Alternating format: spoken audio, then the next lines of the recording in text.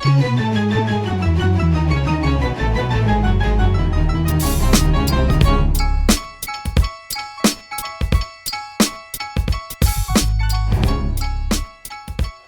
yo, check 1, 2. This is Flavor Flav in the building. Yeah, that's right, G. Welcome to the Flavor Flav Show, the original podcast. You know what I'm saying? Word up, G. And check this out. Right now, I want to bring y'all my first guest. You know what I'm saying? For real. God is good. You know what I'm saying? And you know what? I always had dreams. And you know what? They say dreams can come true. Well, this is my dream coming true. You know what I'm saying? For my first guest that I always wanted on my podcast, God made it to where it worked out for your boy. You know what I'm saying? For real. So I ain't gonna keep y'all waiting, because my last name is Drayton. Yo, check 1, 2. Introducing to my set, my brother, my longtime friend, the one, the only, the heavyweight champion of the world, Iron Mike Tyson. Yo, Mike! Mike! What's up, man? How you doing, Mike? Hey, yo, man. Iron Mike Tyson, baby. Yeah, that's right, G. Y'all ain't even know Flav could do shit like this, you know what I'm saying? Have a seat. Yeah, well, have a seat, Mike. Word up, man.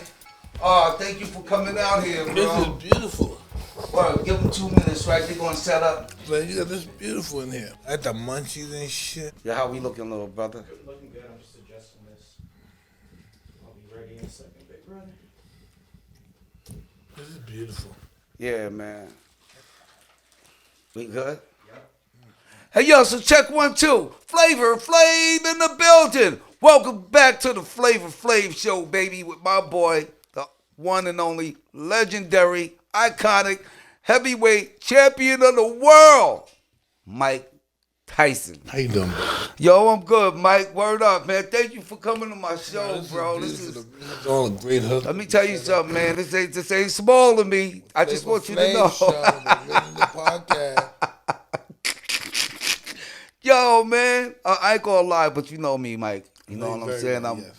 I mean, you know, even though I'm always your homie, we Beautiful, longtime man. friends Beautiful. and everything, but I'm always a fan. You know what I'm saying? Yeah, I still get starstruck when I see you. It's like that. You go too far back, man. I know that. Go way back to the 80s, baby. Yes, The that's 86. right. That's right, man. You know, I remember, the first time when we met.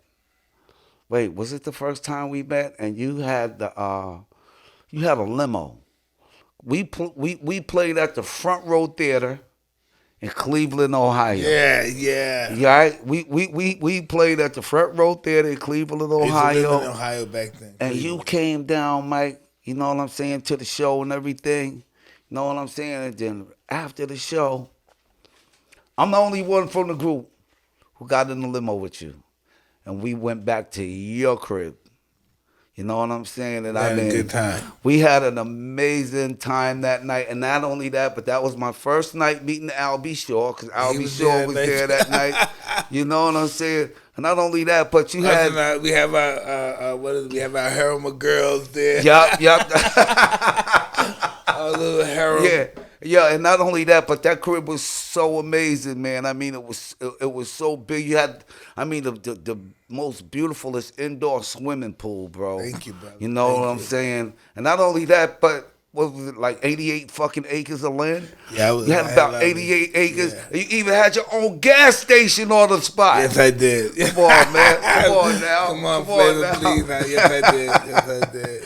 Yo, man, and then there was a time when I had my whole family staying up at the Marriott up in Westchester. Yes, I was there. You know what I'm saying? And you came through, Mike, man. You know what I'm saying? And Yeah, and I came through with some beautiful girls, and Flav happened to meet them. They had got engaged in some kind of heated argument, and they left me lonely. And it's because they had a fight with Flav. Flav chased my girls away. Hey, yo, Mike. Hey, yo, Mike, man, let me tell you something, man. Nuts. Right with the girl. Hey, let me tell you something, Mike. To this day, right now, man, my kids, Shanique, man, KK, Designer, Quana, Kayla, they still talk about that moment, man. Really? You know? Yeah, In the to this hotel? day, man. Yeah, man. Still got pictures of you and the kids and shit. You know what I'm saying? Listen, he came to the hotel with his family, vacation, and we came like Yeah. with the chicks with the motorcycle. That's right. Oh man, That's right, man. So, Mike, man. Mike! Flavor Flav. Hey, yo, I never took gymnastics, but I'm flipping. Flavor Flav. Word up, G. On the show. And you know what, Mike, this is my first show ever. First one? My first one ever, Mike. It's gonna be hard to beat, man. For no, you gotta get serious. Hey, let me tell you something, man. I always wanted you to be my first guest. You got me. You know what I'm saying? It's And gonna be God hard made to it. top this one. Who you gonna get for the next one? That's the trouble, right? But guess what? The next Obama? one. The next one. No, guess what? I spoke to my man today. The next one that I'm going to do next week is a gentleman. His name is Wolfgang Puck. Oh, he's a great cook. Yeah. I'm going to do Wolfgang Puck, Mike. You know what I'm saying? First Where he's class going to come guy, through. first class. He's going to come through next week, man, and bless me He's with his hard to presence get. too. He's hard to get. Yeah. So, yo, man, how does it feel, man, to return back to boxing, man, after all of these years, Mike? Flav, it was just heaven sent, man. I was just doing the Tohme magic medicine and it said lose 100 pounds to get back in the ring. Uh-huh. I went and I was the highest rating pay-per-view of the year of 2020. Yeah, that was big, Mike. That was really big, man. You and Roy, man, y'all did your thing. Now me and Lennox are about to do it. You and who? Lennox? Hey, yo,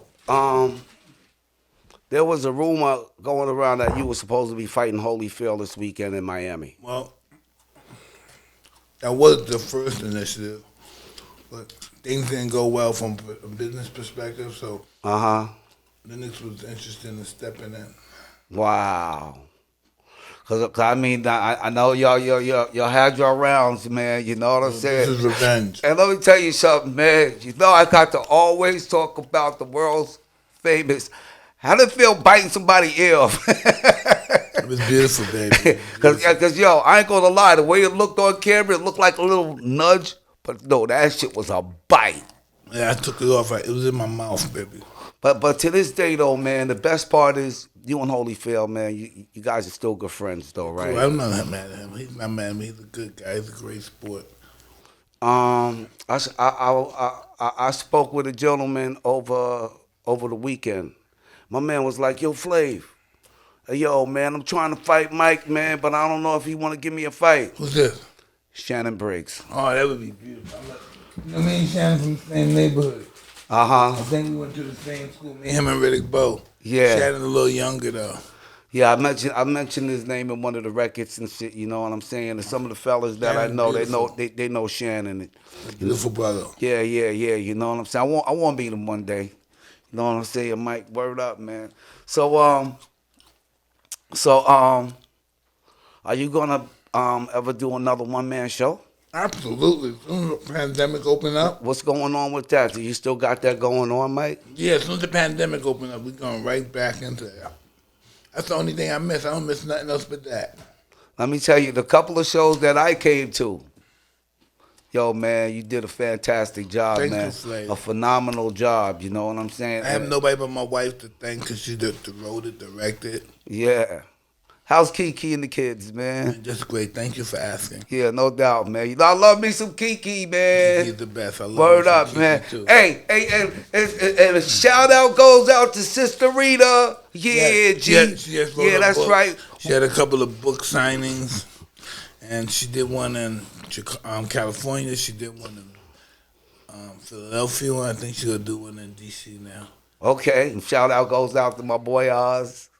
I was there too. That's we my all boy. working as a family unit. That's my boy, Mike. That's my boy, Mike. You know, I love me some Oz, man. I was a good man. Yo, you still doing the memorabilia signings too? Yeah, hell yeah.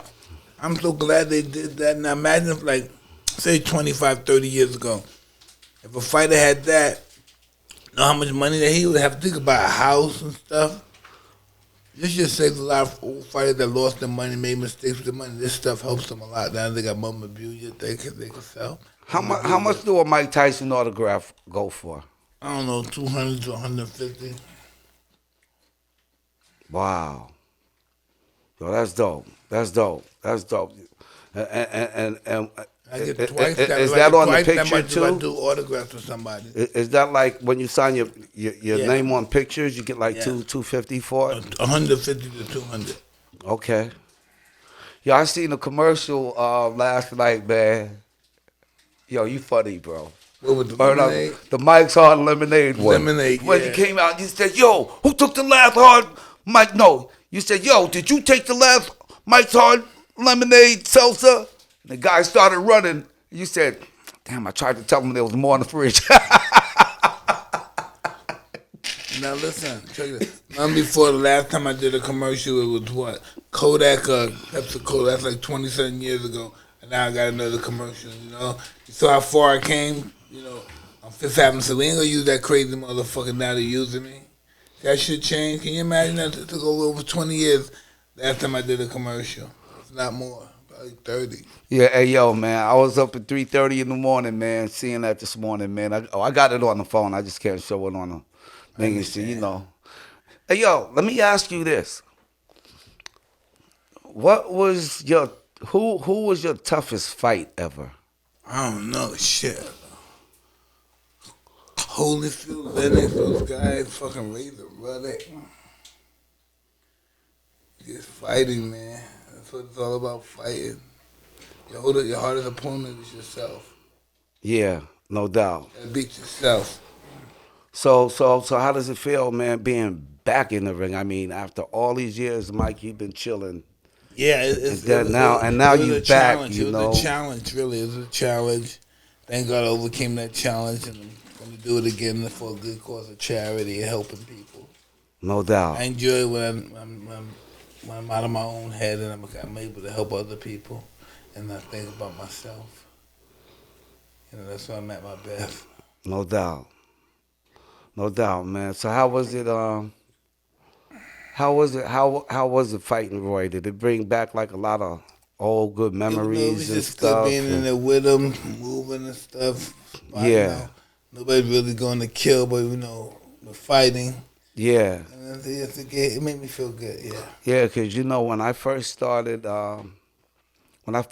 Nico boxing, you know what I'm saying? Muhammad Ali's grandson, the champ. You know, the one that idols you the most. That boy loves himself. So Mike Tyson and his grandfather. Those are the only films that boy watches. You hear me? All his grandfather's pretty special. Yeah. And when I first started Nico out and everything, we was training over at Roy's gym, at Roy Jones Jr. gym. You know what I'm saying? Not only that, but yeah, I was in there getting a little bit too, Mike. You know what I'm saying? Word up, man. And I was like damn near his first sparring partner. You know what I'm saying? I used to get, I mean, but I did it for the cardio, man. You know what I'm saying? You know. Yeah, I see Ali in these epic fights, man. I'm telling you, he's almost dead, but he's still fighting. That's what made him so great. He fought to the end. Oof. And that was your main idol, right? Muhammad Ali? And Roberto Duran.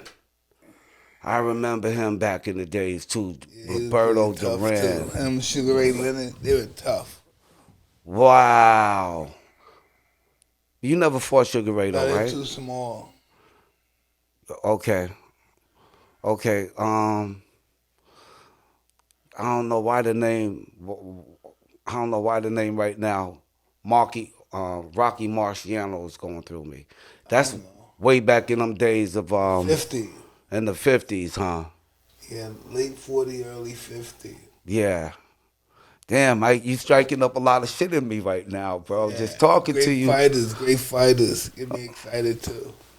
So altogether in life, how many fights you had? How many fights you won? How many fights you lost? I don't know. Look at the record book. I have no idea. Okay. I know, and these are things that I should be knowing. Yeah, You know what I'm saying? Damn, man, I'm bugging out, bro. You up here in my Now spot, we used to be man. in New York all the time together. Now we in Vegas. Now we Vegas. New York is the Vegas. They kicked me out of New York. Yeah. They kicked I me out mean, of New York. well, we New Yorkers, bro. You know Yeah. what I'm saying? Word up. Where you at from in New York? I'm from Brownsville, Brooklyn. But by the time 1985 came, I was living in Midtown, 2nd Avenue and 40th Street. And I was just I was just having a ball. And then I had a house in Bernardsville, New Jersey. And that was off the hook. And then the way that I moved in Ohio with some stuff. Mm-hmm. I moved back to New York again. Then when I did that, I moved to California, Beverly Hills. And with the Beverly Hills, I don't know, but it was up Laurel Canyon. And it was just nice. How old were you when you first started boxing? 13. Wow. Did that start in upstate New York? Upstate New York, yeah, Catskills. Wow. You started at 13. I always say to myself, God, I met this old Italian guy. Look at me now. You know? I'm just a little kid. I met this Italian guy. And look at me now. I guess I'm kind of a big shot, right? I don't know. But, you know, it's just so why it's meeting this guy. He's dead now, but it's meeting him and talking with him and experiencing life with him. Look at me now. That blows my mind. That blows my mind. Well, I know one thing, bro. You came a long fucking way, Mike. Well, so did you. We both did. Yeah. We both set records. Yeah, we both did. You know what I'm saying? We both set records, but I mean, you know, you came a long way, man, and you had a great venture, man. And I know, but to both of us, we didn't sit on the fence in life. You know, we made mistakes. Yeah. Didn't do nothing. We made mistakes. That's right. I mean, we all make mistakes. No, but we did something. Some people don't do shit.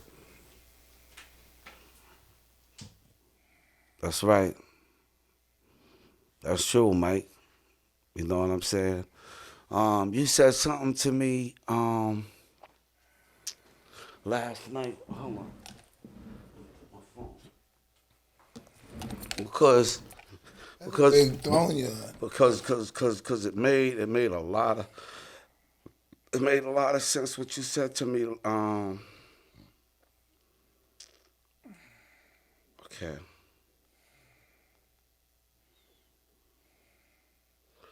You said with knowledge, there's no beginning and there's no end. We just passing through. That's all we're doing. We're not going to get it all. It's too much for us. You know, the whole, believe it or not, we can call it a puzzle, but I say the history of the world is just a lie that we agreed to. Mm-hmm. You think Adam and Eve, two people could do all this? Do all this shit. From the beginning of time, two people could do all this? I don't think so, but I do think this. We're all related. I believe us, the white sage. I believe in somewhere we're all related somewhere else. Somewhere you say a million years ago. Look, Lucy's what? 4 million years old? The oldest person that they found, Lucy, 400 years old. 4 million years old. What about her great-grandparents? Who were they? What happened to her 10th grandfather? How old was he? How far long did he live? Who was his father? Right. So we don't know who's who. Was Adam and Eve 4 million years old? Were they 4 million years old? Adam and Eve, did their story start back 4 million years ago? I don't think so. Yeah, I don't think so either. Because I mean, 4 million years ago, there was dinosaurs and apes and all that shit, right? You don't know what was around 4 million years ago. There have been races of people that have been extinct that we never even would know. People with giant heads, 9, 10 feet tall. They're extinct now. But their mummies still show up every now and then. Wow. You know? Wow. So there's a place in China where they found Caucasians around 2,000 years old. And they were like 11 foot tall, 12 foot tall, monsters. And they made it with some of the Chinese, and they had some. The women were like 9 feet tall. You know, like Yao Men. He probably was from one of those races that allowed them to become so tall. They were monsters. Just look it up. White Caucasians found in China, mummified, incredible. That's why everything's a lie. Where they come from? Then they got a country that's under Turkey, that's 9,000 years old, older than Africa. So what's that story that we come from Africa? What's that all about? Right. You know? They can't. They have to rewrite history. How come nothing ever been said about that country that's under Turkey, that's 9,000 years old, and it has a worship, like you know, what's the preacher? What's that they go out to his pulpit? So they have a pulpit down there. Mm-hmm. People can cheer. I don't know. They're not Christians, but they can go pray. Right. So old 9,000 years ago. Right. You know. So that's when they discovered people started praying around 9,000 years ago. Mm-hmm. Well, at least they were saying that the oldest prayer pulpit is 9,000 years ago. Well, I think they were praying way before that. Well, I think the saying that we all came from Africa.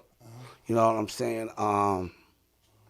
Back in like 90, I think it was like 94, Mike. You know what I'm saying? Minister Louis Farrakhan, you know. But Minister Louis Farrakhan, he arranged a trip to take over 400 black people at one time back to Africa. And the trip was to I'll never forget this. The trip was to Ghana. And then also on this trip, we did a tour, Public Enemy, we did a tour with Jermaine Jackson and Isaac Hayes. And when we were over in Ghana, Mike, we went to a place called Cape Coast. And over in Cape Coast, you know, that's where the slave dungeons. The slave castles. Yeah, the slave castles and all that. They got one in Cape Coast, and then they have another one in a place called Alameda, right? But we went to the one in Cape Coast. And when you walk down in those slave dungeons, Mike, you could still, like, kind of smell, like, you know, back in those days, man, you know, like people used to be in there, they died in there, and they be rotten. But still, no, people be climbing all over them, living all over them and everything, you know what I'm saying? But they showed us this place called a door of no return. Once they go out, they don't come back. Right, yeah, when they go out that door, they don't never come back. To the world, they're going to be, distributed as slaves. So that's why they say that we come from Africa, because there's a lot of slaves that went out those doors of no return and never came back, you know, and then we don't know nothing. Huh? We don't know anything about life. We don't know anything. Some people, listen, it's been a long period of history, and people didn't know how to keep history. They didn't know how to read, write, or communicate. So, so there's a lot of history that's really not really mentioned. You know, there was races of people that lived thousands, maybe millions of years before us. And they never knew how to communicate to the past, to the present, by leaving things. You been to Africa before? Yes. Where have you been? South Africa and Algeria. Huh? South Africa, Johannesburg. Oh, Johannesburg? Yeah. And Algeria. Okay. I've been to Egypt too. Okay. Yeah, I never been to those places, but I've been to Johannesburg. And then also we went to Robben's Island. Where he was locked up at? Yeah, where Mandela was locked up at. Went to his cell and all of that great stuff. And they got a place up there called Table Mountain. I went up there and everything, you know what I'm saying? I mean, it's nice over there, man. So in my private property in Antigua, West Indies, and there's a slave fort. I won't call it a castle, it's a fort where they hold the slaves and ship them out. And like you say, I was in there and they was explaining the guy. It was this white guy. He's a bitter white guy. You know, one of those bitter white guys about black people being slaves. One of those guys. And he said, and I was saying, wow. What did I say? I said, wow, this place is really got a lot of space to be a slave. He said, no. He said, no, you see how you are right now? There's 5 of us in there. And here they pack 100. Right. Imagine being here now. Imagine being here packing 100 and you hear your daughter and your wife being raped in another room. Yeah. That's what he explained it to me. And I said, whoa. He gave the reality to me. And that's crazy, Mike. And you hearing them getting abused and you can hardly breathe because there's too many people and you're suffocating in there. They pack so many people up in there. Yeah. And the guy was telling me that and I was like, whoa. Shouldn't have said And that's a real... I shouldn't have said anything. Hey, it's a real tough feeling, Mike, man. Just hearing all of this shit and knowing all this and can't do nothing about it. No. Worse than that, you think you're somebody. When we think we're somebody and say, wow, look at this awesome offense going on, we can't do nothing about it. Because it's so imprinted in the American psyche that black people have to be treated like this. Right. They're so accustomed to seeing black people being killed and hurt and abused in the streets. It's so normal. It's not even like offensive no more to people. Because they see it every day. They became pretty much... what's the word am I looking for, Fareed? They became accustomed to seeing black people, you know what I mean? Seeing Yeah. streets being shot every day and seeing nothing happening to the white police. And I was gonna say, and that's why right now, as you can see today, police killing black people, man, and getting off like. And it's still happening. Nothing's been happening for years, and nothing's changed. And it's not like we had a black prisoner. It happened more than ever. Yeah, black people getting killed by these police, man, and these police is getting off, bro. You know what I'm saying? And I mean, it's real up. That the justice system, man, is. Well, the police was designed for slaves and for free slaves. Mm-hmm. That's what they were designed for. Yeah, I mean, back in the days of Emmett Till and all of that, you know what I'm saying? I mean, there wasn't no cell phones and none of this body camera shit and all of that shit that we have today. You know what I'm saying? Unrecorded incidents that Yeah, yo, I can imagine that about a lot of the unrecorded incidents that we don't know about, man. It's so horrifying incidents, you know what I'm saying, in the whole nine. I remember when the police killed that kid up in my man Chris Brown. I went up there. Ferguson. Up in Ferguson. I went up there, and when I went up there, Mike, you know what I'm saying? I went up there because I seen everybody fighting the police. You know what I'm saying, in the whole nine. And I felt like the more voices on the street, the more we could be heard. But the more voices that's locked up, the less voices that can be heard out on the street. And if we want to make a difference, we got to be out on the street to make the difference. And my thing is, fighting against the police, we ain't got no wins. You know what I'm saying? So when I went out to Ferguson, Mike, I went out there purposely just with the message of saying, hey, listen, instead of, burning down like a lot of the buildings and all of that, I mean, there's a lot of businesses that was burnt down that was businesses. Yeah, that was inherited by like our aunts and our grandfathers, and not only that, but some of these businesses that got burnt down and some of these businesses that was looted, some of the owners was even out in the streets marching with us. You know what I'm saying? And they didn't deserve to have their buildings and stuff burnt down, looted. You know what I'm saying? Women needing Pampers and shit for their kids, but they can't get no Pampers. Why? Because the stores was looted and shit, you know what I'm saying? So I went out there with the message just to tell them, listen, let's not fight against the police, because the police are going to win. They're going to lock you up, and when you lock you up, you're not going to be able to be heard. You know what I'm saying? So we got to think about, It's all about some common basic self-dignity. Mm-hmm. They just want to be pigs. They're pigs. They just want to rob and hurt. They don't care about the message. Right. It's just pigs. Right. And that's our back in the days expression. Remember, we used to call the cops pigs. Yeah, but now the people are the pigs. Yeah.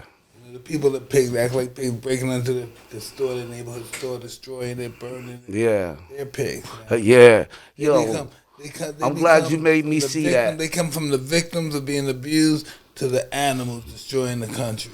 Well, you know what? I'm glad sitting here talking to you today. I just learned something, man, because you made me realize that too. Now you know what I'm saying? Because before the cops were the pigs, but now we turned ourselves into being the pigs. Oh no, you don't see that? Because of the way that we act. As soon as we get mad, we want to rob some shit and steal some shit. Yeah. You know, as soon as we get an opportunity to get something free. Yeah. You know, the act of one is the fate of all of us. One, we're all named for it. Right. It's just what it is. But then you got a lot too that just want to make names for themselves. No, so that's why they go and they join whatever in. It is, everybody's gonna suffer from that. Yeah. All that robbing, looting, hurting people. Yeah. Showing no self-dignity, no self-respect for a cause. Those are animals, man. Those are pigs. To me, those are the pigs. So what do you think today? What would you think about how to make a lot of shit better? Well, listen, like all of this shit that's going on that we got going on right now, all of these shootings and all of these killings and shit, listen, Mike. people have to have a better hope for life. People don't have hope for a better life. If you don't have hope for a better life, what are you gonna do? Make everybody else's life miserable. Make Right. yours. If you have hope for a better life, you're gonna make everybody, to the best of your ability, you're gonna have to want everybody to be in the mood, good and positive like yours. You know, anytime I come in the room, like if I was in this room, for instance, I would clean the room. You know, always have something. If you have a problem with something, make it better. Right. That's my whole philosophy. That's the only way it's going to get better. If you don't like the room, make it better. Make it to your liking. If you don't like this class, make it to your liking. Don't fuck it up because you don't like it. Make it to your liking. So you can be at your best. You know, I always had a saying too. If there's something in your life that you don't like, do whatever it takes to change it so you'll like it. Same thing you just said, Mike. How you gonna change the world if you don't change yourself? That's right. You know, you can't change shit if you don't change yourself. That's right, Mike. You can't change nobody's opinion of you if you can't change yourself. That's right. That's right. It all starts within yourself. That's where change starts, Mike. It all starts within ourselves, bro, you know? The hardest thing in the world to do is change. Yeah. Change is very frightening. Motherfucker always want to change. Everything's been going well so far. But it comes a time you have to change and prove who you want to be. You know, change starts within people even like me and you, Mike, you know, because we got followers, bro. You know what I'm saying? And we want to lead people the right way. You know what I'm saying? I don't know. I just don't put myself in a position as a leader. I just keep myself in a position as one of the troops. I want to stay on the level of learning. You know, I don't want to be able to give orders like I know everything. I want to learn everything. I don't want to know everything, you know? If there was anything in the world that you would like to change, what would you want that to be, Mike? Nothing. Can't think of it. I don't think if I change something, I don't think it's been written. That's why life is over. It's been written. I'm supposed to go through whatever I'm supposed to go through in life. It's already navigated. What do you think that it would take for us to? What do you think that it would take to lessen a lot of shooting in our neighborhoods and shit? You know, all of these killings at these parties and. Why do you think it happens? Why do you think it happens? You know, I think any form of murder. I think it happens. Why? Because guns is in the wrong hands. That's the gun. That's true too. But what kind of person in the wrong hands? What kind of individual controls that kind of hand? Right. That's what it comes down to. Who is that individual? Someone that doesn't like himself, in order to hurt someone else, for someone else might be able to like him. What kind of person is that going to kill somebody that he knows he knew from childhood? Yeah. Drugs that he Right. don't even use. He's not even a drug addict. Most of these guys don't even use drugs that sell this shit, and they're killing each other over it.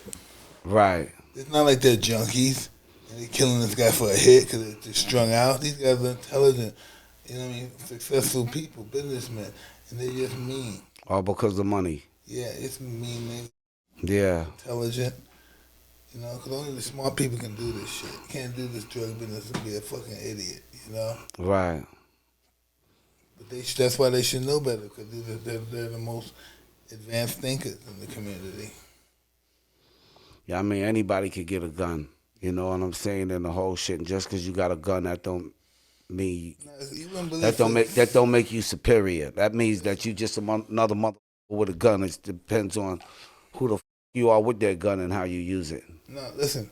Forgiveness, simple thing like forgiveness, is more powerful than a bullet. Say that one more time, Mike. Simple word like forgiveness. More powerful than a bullet. That's true. People do not forgive. And so much has done happened now, man, on both sides, to where animosity is on both sides so strong to where it's hard to have forgiveness on each side. So that's why each side is always just constantly. It should never be hard to have forgiveness, because when you can't forgive, that shows that you haven't advanced enough as a human being. Who are you not to be able to forgive somebody? Right. What is it that you've done that you shouldn't have been forgave for? You should have, you should ask for forgiveness for. Right. Everybody go through their stages in life. We all got shit. Everybody has shit. I mean, there's times when you make mistakes, you want to be forgiven for it. So who are you not to give forgiveness? We all need forgiveness. I'm with you. We need to forgive ourselves as well. It's hard to really accept forgiveness if you don't forgive yourself. Well, this is deep too, Mike. When you said no distance cousins, they don't know each other at all. We don't. How many people I meet and they say, such and such is my grandfather. Your father is my grandfather's brother. I hear a lot of people. There are many people that have my relatives and stuff a lot when I'm in New York. And that's how you relate to so many different people. I got my mother's family tree, man. We're related to so many different. I'm a Smith. Right. We relate to everybody in this fucking country. country. Guess what? I'm a Smith too. See, we relate to everybody in this fucking country. Hey, and so is LL. Yeah, but listen, I'm from my family. He's a from Smith. Virginia, where his family's from. We're Smith. Listen, we're all Smith related to everybody. Hey, yo, check this out. The Smiths, where LL's family comes from the same place where my family, the Smiths, Virginia? come from. No. Shinnecock Reservation, eastern Long Island. Yeah. Yes. My grandmother, Estella Maud Smith, my father's mother, was born out there. You know what I'm saying? And she's a Smith. Also, LL's family, the Smiths, are from the same reservation as well, you know what I'm saying? So I wouldn't be surprised. Well, he had family in England. If we related. But he had family. LL Cool J had family in Europe, New York, and Virginia too, and Phoenix. Okay. He had two great fighters. But where your family, the Smiths, from? Virginia. All Virginia. My Smiths all from Virginia. So you never know that. They're related to so many. So you see the bloodline and the thing. Man, it's just crazy.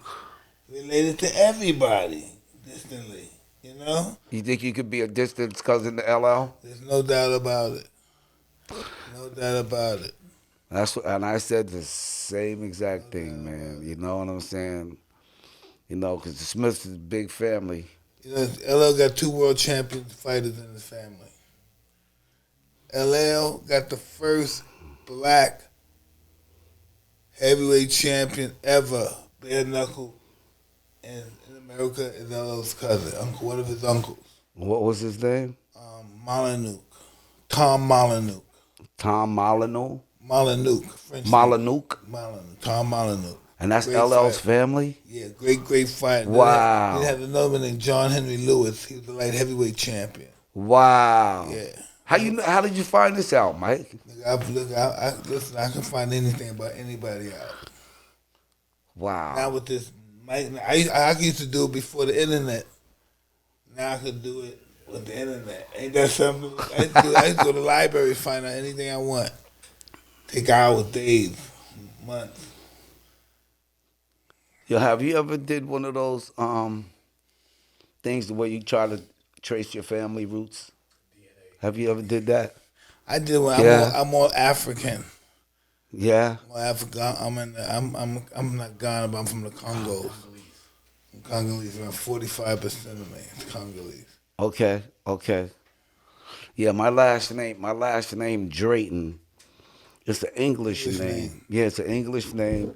And I learned that there was a colonel named Drayton that had slaves. You know what I'm saying? So Drake, I guess we like the Captain offspring. Drake, he was a pirate. Yeah. Yo, Captain He discovered Captain Drayton. Tahiti. You said Captain Drayton? They call him Captain Drake. Oh, okay. He's one of the very famous pirates. He was a pirate for Queen Elizabeth. Oh, okay. Well, guess what? I went out to a place called Drayton in England. I went there, Mike. You know what I'm saying? It's its own incorporated village. They got their own water. They got their own everything going on up there. They even got their own champagne company. And went and bought me a whole bunch of bottles of Drayton champagne back, you know what I'm saying, giving it out to the fam. And so, my sisters and them, they still got the bottles to this day, you know what I'm saying, the whole nine. But I learned that there was a colonel named Drayton that had slaves, and I guess, my grandparents was the offsprings of those slaves. You know what I'm saying? My grandmother, my father's great-grandmother, she was a slave. You know what I'm saying? And when she passed away in 74. And she was born in 1859. So that's like 115. But listen, you know this? Slaves used to live a long time. Black motherfuckers live shit now. I know, because Right? hey. Slaves lived a long time. They're 110. This is Miss Jessie May. She's 100 years old. Yeah. Tell me how it was back in slavery days. Yeah, and there wasn't a lot of drinking and smoking and partying back in them days either. You know, They did that's their why party. they They had lived. their party. That's why they lived so I know, long. but they did their little party when they jumped. Not much. Not much. Right, not no time party. You got to work. Save that energy for work. So what's next for you, Mike? What's going on, man? Well, listen, sky's the limit, man. We're doing everything. We're doing Mike Tyson meet. We're gonna do, man. It's just we're doing Mike Tyson Luxury Lounge. Okay. Tyson Luxury Lounge. In L.A. or Vegas? Oh, we're gonna do L.A. We got one in the Bel Air. In Bel Air now. We gonna order one in Westwood. We got 10 of them getting ready to open in Canada. Uh-huh. We're gonna make, and we got we pretty much monopolizing the Caribbean. I went to St. Boston. This guy gave me 8 licenses for all the Caribbean, all the different islands to take. Okay. Fucking sell cannabis from. It's just unbelievable. It's like a dream come true. Yo, how's the ranch doing, man? How's the world's famous Mike Tyson's ranch doing, man? Brilliant. I'm very grateful that it's very successful, and everyone's interested in to invest in, and I have a lot of really heavy duty investors. What made you want to get into the cannabis line, Mike? It's just a no lose business. It's a no brainer, pretty much. No doubt. So I saw the winning overheads. Well, I ain't gonna lie, but I had the ranch. Yes, the ranch. By next year, the ranch is going to be even more prosperous and thriving. Yeah, you got some good stuff there, We're brother. gonna make it get well soon. We'll be there. You have acupuncture. We have masseuse there. Wow. Have the work. Wow. Have the work. Massages, everything. That place just comes to the smoke. This gonna be a club. It'll be members only. Mm-hmm. You know, all the top end people gonna come. From all Europe, we'll have planes send them to pick people up. It'll be really high end flavor. I like to invite you one time. Yo, man, I remember too, man, Mike, when we were all hanging out one time, you guys came with me, and we went up to Universal, and you came with me to see my man Heavy D. And he was shooting this video one time. You can't see what I can see. You blind, baby. You blind from the facts. You know what I'm saying? And when we went up there, Mike, I don't know, we was about 16 cars deep. And you were staying down near Westwood. Yeah, I used to live there. Yeah, come on, man. Hey, let me tell you something, man. We got some episodes. Oh, this is what I need right here. This is Brother Fareed, everybody. Brother Fareed has the... What's they call this again, brother? Acai board. Acai board. I see a lot of peanut butter. This might be a fucked up one. That's all mushy and shit. Yo, what's that, Mike? Fruit salad? No food. Yeah, kind of. That's that. They put too much peanut butter in this shit. Boom. Yeah, this is some beautiful shit we took. What's that, a health salad, Mike? What's the name of it again? Acai. Acai board. ACAI. Wow. Not bad. Good. Yo, so you still wake up every morning and train too, Mike? Yeah, I trained this morning with my daughter. I have a little 12-year daughter that plays tennis. We trained together today. Wow. Yo, how is she doing with the tennis? Because she's been playing tennis. Your daughter's been playing tennis for some years now, right? For about... Well, she plays since she's 3. Yeah. So you 9 think years. we might have another Serena Williams on our If hands, she keeps Mike? working the way she's been working, yes. Wow. Very talented. What about the boys, man? You got any one of them boxing? They're all intellectuals. They go to school. They want to be doctors. They want to be analysts, sports analysts. Yeah. I have a daughter that went to school to become a director at NYU. Yo, man. Flavor Flav in the building. In right the building. here. With my boy Mike Tyson. I'm bugging out right now. I got my dude. Yes, my two guy. New Yorkers. We're New Yorkers here, baby, in L.A. That's right. We New Yorkers. You know what I'm saying? Word to the bird, G. You know what I'm saying? And can't nobody do it better. You know what I'm saying? Word up, G. Yeah, back in the days, too, man. I used to be locked up in a place, Star Center, somewhere up there in Long Island. Huh? I used to be at a group home. I was up there by Wyandotte. It's called Star Center. Star Center? Group home, yeah, in Long Island. Wow. How old were you then? You know anything? 11, 12. You know anything about Berkshire Farms? I was sent up to Berkshire My friend Farms. used to work there. Yeah. That was sent up to Berkshire Farms. That's man. something about Albany, New York and stuff, right? Yeah, yep, State. yep. That's up by Albany. And then also I used to stay in and out of the county. Nassau County Jail. Yeah, that was my spot too, man. My pops was all through there and everything. I was always in Spofford. Huh? Spofford. Spofford? Yeah. Yeah, I went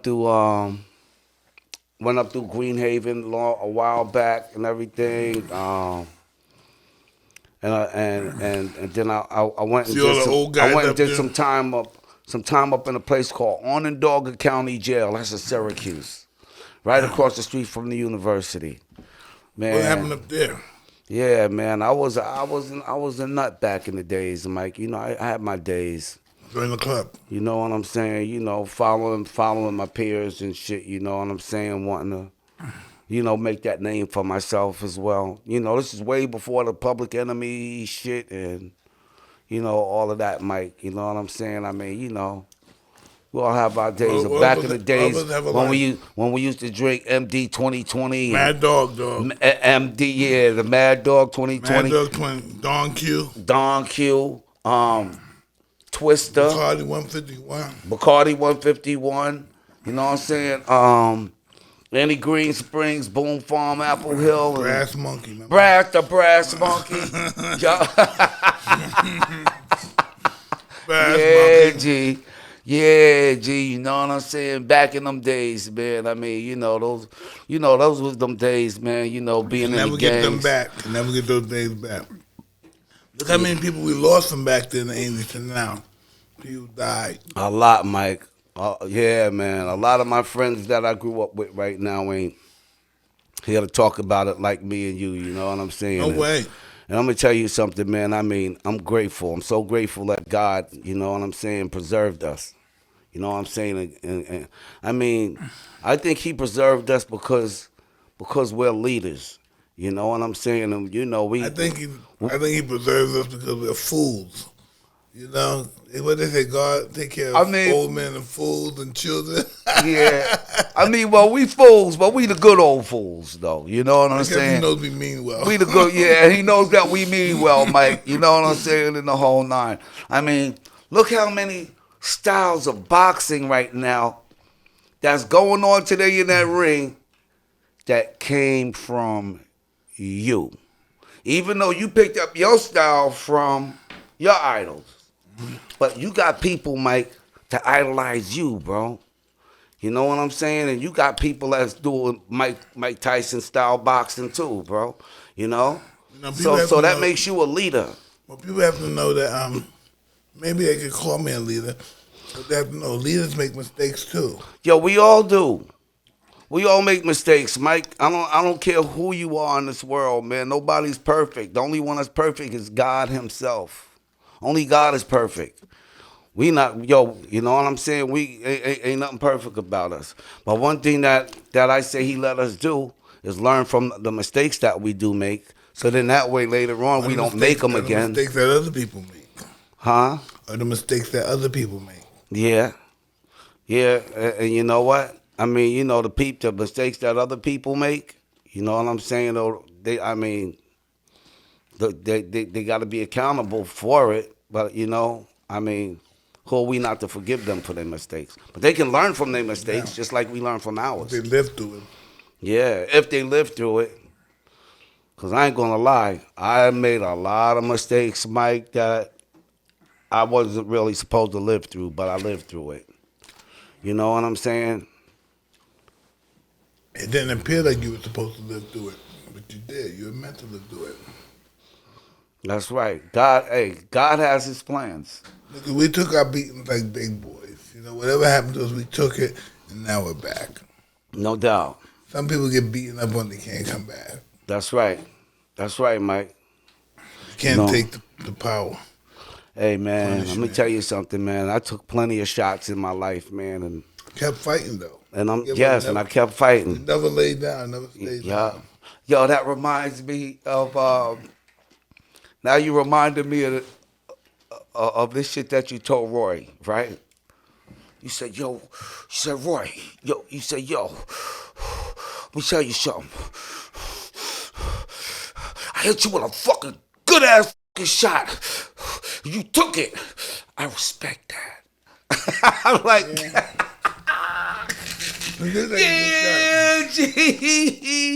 yeah. Cause you did hit my dude with a fucking shot, man, in the jaw, bro, and Roy took that shit, man. So I know what you meant when you said, mad respect, for being able to take that. Cause I know, if you would have hit anybody else with that shit, them motherfuckers would have been going down. He's a big boy. He took it like a man. Yeah, you know what I'm saying? Word up, man. I mean, I commend you brothers, man, for even just, after all of these years, just getting back out there just to put on a performance, man, for the world again. You know what I'm saying? And you guys did a great job, man. Keep it going. Yeah, we got to keep it going, man. You know what I'm saying? So, damn, man, Mike, just bugging, man. You up here, man. Thanks for coming, man, to my show, man. My pleasure, man. You know what I'm saying? And you already know, anytime you ever need me for anything. Anytime you ever needed me for anything, I was there. And anytime you ever need me for anything, I'm going to always be. Everybody hear Flavor Flav saying this. You heard him, right? Yeah, I heard. Okay, good. Yeah, you damn right. Anytime Mike ever needed me for anything, I was there. Anytime Mike ever needs me for anything, I'm going to be there. I gave my whole day up to come see him. Word up, man. And this is big, G. You know what I'm saying? You taking your time out, man, to come up here to be my first guest like I dreamed of, Mike. I dreamed of you being my first guest on my podcast, bro. Look, man, the fucking visualization is everything. I visualize myself being a big pot dealer. Look at me.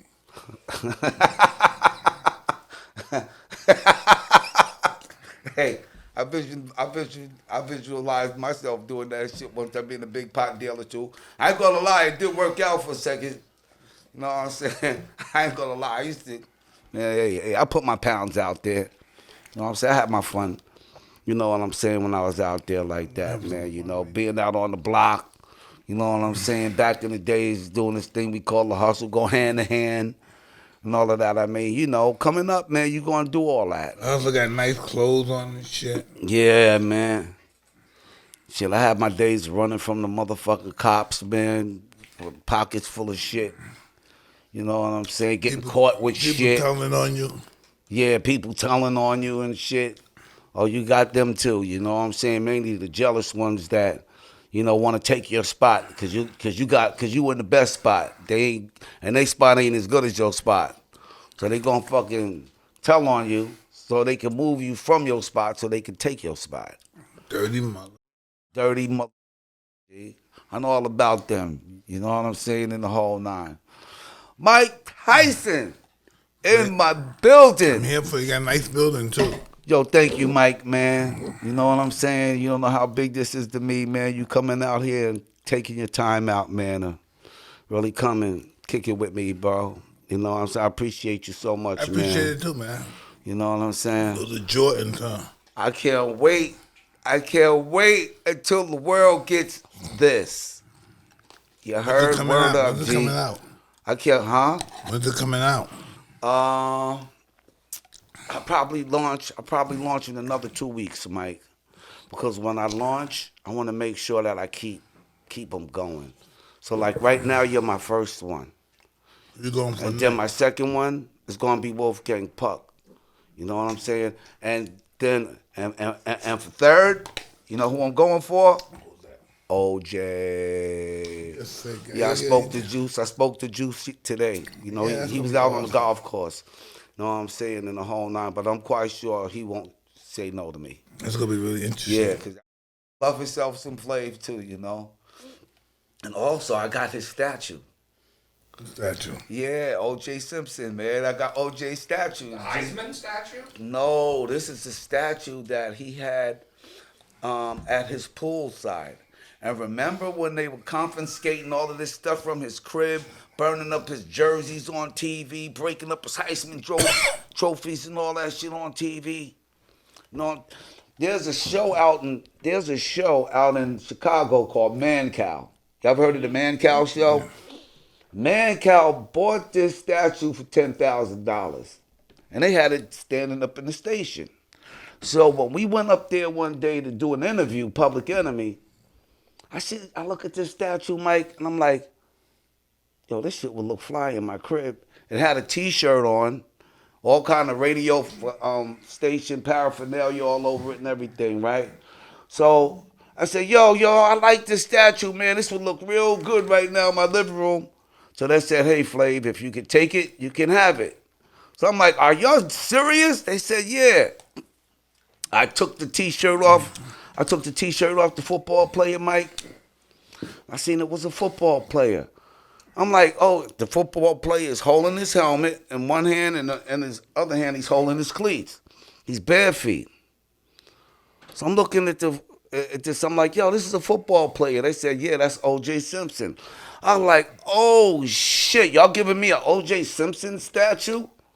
They said, if you can take it, Flav, you can have it. So I told my nephews, man, yo, take this shit, throw this shit in the bus. You know what I'm saying? In the whole, yeah. So this is. What it looks like. I'm getting ready to find a picture for you right now, Mike. I'm gonna find this bad boy. Oh yeah, man. So I have a friend, and her name is Tracy Whitaker, and she produces the TV show called Porn Stars. Have y'all ever seen Porn Stars?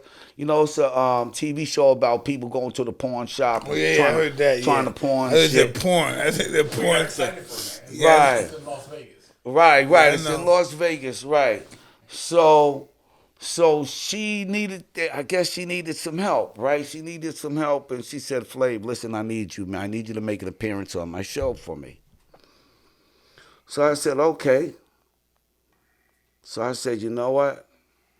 I got a good idea. I got a good reason why I can appear on your show. I'm going to make it look like I'm selling you on my statue. But no, I'm not selling you on my statue. We're not doing that shit. You know what I'm saying? In the whole shit. So I took the O.J. Simpson statue down. I took the O.J. Simpson statue down there with me and took it on the show, man, just to put a price tag on it too. You know what I'm saying? I'm gonna find this statue. Yeah, man. Here we go. And if you look at it, Mike, you'll see that's O.J. If you look at the statue. Okay, that's O.J. That's O.J. Yeah. He's chilling. Yeah, he's chilling. Got his helmet in one hand, cleats in the other hand, he barefoot. And it's a lifetime statue, too. Life-size statue. I like that. That's fly. Yeah, you know what I'm saying? Word up. You know what I'm saying? So I took the statue down there, played like I was going to sell it, but I'm like, I'm not selling you my shit. I'm keeping this. So OJ, I called Juice one day and I said, look, man, listen, I got your statue. I want to give you back your statue. And what I wanted to do, Mike, me giving O.J. Simpson back something of his that was taken from him, I wanted this shit to be big fucking news. But I'm like, yo, I'm making this shit big. Me giving O.J. Simpson something back, I'm making this shit big. So I said, look, man, I want to give you back your statue, Juice. He was like, well, listen, man, if you give it back to me, then they might want to take it from me and shit, you know what I'm saying? So you'll be better off just giving it to my kids. I said, okay, cool, man. After he got off the phone, I'm like, yo, check this out. I'm holding on to this until the coast is clear. I want him to get it back, though. You know what I'm saying? In the whole, I really want to have that. And the push comes to shove and I have to, I'll just give it to his kids, Mike. You know what I'm saying? In the whole nine. But, so that's who I'm going to go for my third guest. Good luck. You know, thanks. You know what I'm saying? Because he's out there in Vegas, you know, and if I got him, man, hey, you know what I'm saying? But, good luck. Hey, yo, check 1, 2. Mike, 3-4. man, thank you, man, so much, bro, for coming down, man. Getting ready to You know get what out I'm of saying? here. Got go my back boy up Mike there. Tyson in the building, man. Thank you know what I'm saying? Thank you for everything, I want to everybody. thank Mike Tyson for coming down to the Flavor Flav show. You know what I'm saying? happy to be at Original the Flavor podcast. Unit. You know what I'm saying? And good luck, Mike, with your life, your future, your goals, everything that you do. You ever need me, you know the deal. I'm here. I love you, bro. Thank you so much, Mike.